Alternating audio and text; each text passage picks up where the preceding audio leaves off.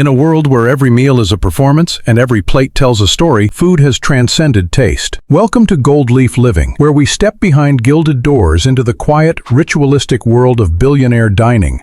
A world not built on price, but on intention, rarity, and emotional calibration. At this level, eating is not consumption. It is experience architecture. Billionaires today aren't just interested in caviar and foie gras. They're interested in how sound affects digestion, how color influences appetite, and how a meal can encode legacy. Let's start with the cutlery. At a private estate in Aspen, guests are served with Meteorite-forged spoons, each one smelted from a different celestial body, Mars, Vesta, and unnamed lunar rock. The weight of each utensil is calibrated to trigger a subtle feeling of nostalgia. Guests aren't told what it is, they're simply invited to feel. Elsewhere in Switzerland, a tech billionaire eats only with chopsticks carved from 700-year-old sandalwood that's been soaked in rainwater collected during total solar eclipses. Each set is handcrafted by blind monks who infuse the wood with Buddhist mantras while polishing. Plates aren't just porcelain, they're data-reactive ceramics. One Japanese tycoon uses pressure-sensitive dishes that shift hue based on the eater's emotional state. Blue for sadness, gold for clarity, green for peace. His chefs adjust seasoning mid-course to align with the emotional curve of the evening. And the meals themselves. At a retreat in Bhutan, each ingredient is selected not just for taste, but for frequency. Yes, frequency. Using Cymatic resonance tests, chefs determine which vegetables and proteins vibrate in harmonic alignment with the guest's biorhythm that day. One breakfast may consist of white jade rice steamed over 528 Hz tuned water vapor, paired with heirloom lotus root sliced to the Fibonacci sequence. It's not about calories, it's about resonance, eating what makes your cells feel remembered. But billionaire dining is not only about ingredients, it's about atmosphere orchestration. One estate in Northern California employs a team of culinary psychographers, experts who craft meals based on the emotional weather of the guest. They study recent interviews, mood journals, even biometrics from wearable tech to design a menu that gently nudges the guest from tension to serenity across a 5-course arc. First course? Cool, bitter, grounding. Final course? Warm, sweet, nostalgic. The plate becomes a mood score, the meal a kind of edible therapy. At a secretive alpine chalet known only to a handful of venture capitalists, each meal begins in silence. Guests are handed forks carved from glacial ice and given a single sentence to ponder. As the fork melts, so does conversation. It is a ritual of thawing the soul. Some billionaires are now pursuing memory cuisine, meals reconstructed from family lore or ancestral food logs. One Middle Eastern heiress employs a culinary anthropologist to trace her matrilineal spice roots through Ottoman archives. The result? A lamb dish served only once a year, whose aroma triggers a specific childhood memory of her late grandmother's perfume. Then there is sonic dining. At a residency hosted by an audio-obsessed Japanese magnate, meals are served in rooms calibrated to specific acoustic frequencies. Truffle broth is paired with the sounds of distant thunder. Saffron sorbet comes with underwater whale tones. The idea? Let the tongue and ear synchronize, merging memory and palate in a unified sensory experience. Technology plays its part too. Some tables are light reactive, illuminating microzones of the plate to highlight individual herbs as guests eat. A billionaire in Norway has dining chairs that shift posture based on digestion stage, optimizing blood flow to the stomach. His after-dinner tea? Brewed at the exact angle of Jupiter's transit. Some of the most exclusive culinary experiences now revolve around time-controlled dining.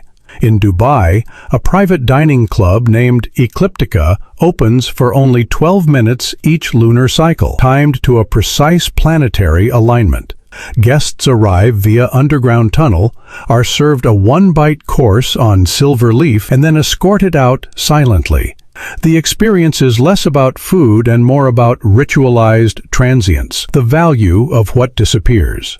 Elsewhere, food futurism is emerging as a luxury niche. A Hong Kong billionaire funds edible biosculptures, dishes that bloom, dissolve, or change color during the meal. A salad might start green, then turn violet mid-chew, releasing a lavender vapor tuned to calm the limbic system. It's not magic, it's neurogastronomy, tailored to taste and brainwave synchronization. Even table settings have evolved. One property in the Alps uses forks with pulse sensors, allowing servers to adjust seasoning or temperature mid-bite. Napkins contain aromatherapeutic threads, releasing mood-enhancing scents like bergamot or sandalwood based on stress levels. Chairs are tuned to resonate with musical notes from the meal's theme, providing subtle harmonic massage as you eat. Of course, the wine. In this world, wine isn't poured. It's presented in chapters. Labels are irrelevant. Instead, bottles are introduced through storytelling.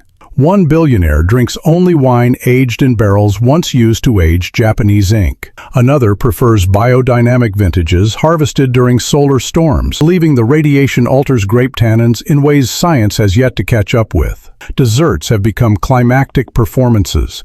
A Paris-based chef specializes in desserts that arrive frozen, then melt into intricate flavor maps across the plate. One dish mimics a volcanic eruption, releasing spice vapor that creates a warm fog over the table. Another shifts temperature zones as it's eaten, mimicking a sunrise, cold lemon snow to warm honey cake. But in the most evolved circles, food is no longer the center, it is the portal. Meals become moments of story, scent, silence, and shadow. In Bali, there's a billionaire-owned forest cabin where meals are eaten alone, barefoot, in complete darkness, guided only by textured tablecloths and whispered instructions through a bone-conducting headset. The purpose: to taste without judgment, to remember what food felt like before memory intervened. Others embrace culinary anonymity, no menu, no chef face, no branding. The goal is to experience food without ego. One LA-based billionaire dines each week in a rotating secret location where he never sees the kitchen, hears no music, and isn't told what he's eating. The entire meal is wrapped in interpretive ambiguity. There's a term for this now: gastronomic disappearance. The less you know, the more your soul is allowed to connect. So what do billionaire dining rituals truly offer? They offer belonging to something invisible. They provide not just nourishment, but mirror experiences, reflections of ancestry, memory, psychology, and spirit. This is dining not as decadence, but as devotion.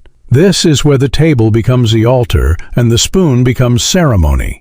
Because when you can afford everything, the only thing left to crave is meaning. In a world obsessed with consumption, this is a rare silence, a still moment where every flavor, texture, and aroma is selected not to impress, but to remember. This is Goldleaf Living, where the elite no longer eat to indulge, they eat to return to themselves.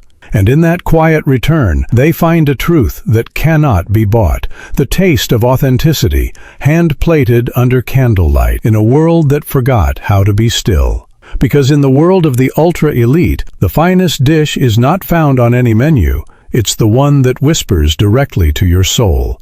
This is not just fine dining, this is identity, memory, and power, served on porcelain and spoken in flavor.